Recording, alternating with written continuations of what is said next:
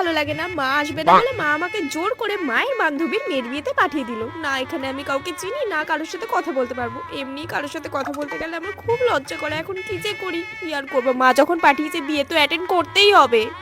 ওখানে তো দেখছি স্টলে মোমো দিয়েছে, আমার তো খুব লোভ লাগছে, কিন্তু সবাই যদি আমাকে ছোচা ভাবে ওখানে গিয়ে কি বলবো, আমার তো চাইতেও লজ্জা করছে, কিন্তু আমার লোভও লাগছে, যাই একবার। 10 জনের ধাক্কা খেয়ে ফাইনালি মোমো তো পেলাম, কিন্তু এখন তো লজ্জা লাগছে, কেন যে মোমোর লোভ করতে গেলাম, এখানে দাঁড়িয়ে আর খাওয়া যাবে না। কার সাথে কথা বলবো, কাউকেই তো চিনতে পারছি না। ওই কাকিমা আবার আমার দিকে এগিয়ে আসছে কেন, আবার আমার সাথে কথা বলবে নাকি? না না, এখানে আর দাঁড়ানো যাবে না, এই জায়গাটা ফাঁকা আছে, এখানে কিছুক্ষণ বসে থাকি, খুব লজ্জা করছে। আরে এটা বুড়ি কাকিমা না, যাবো একবার কথা বলতে? না না থাক, তারপর কথা বলতে পারবো না, ভাববে আমার খুব অ্যাটিটিউড।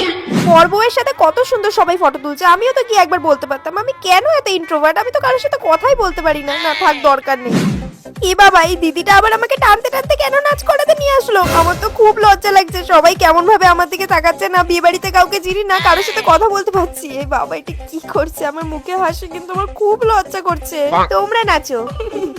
ডালটা খুব ভালো হয়েছে, আর একবার কি চাইবো? না থাক, কি বলে ডাকবো, কি বলবো কিছুই বুঝতে পারছি না, থাক এই ডাল দিয়ে খেয়ে নি বাবা, তাড়াতাড়ি খেয়ে বাড়ি যেতে পারলে বাঁচি।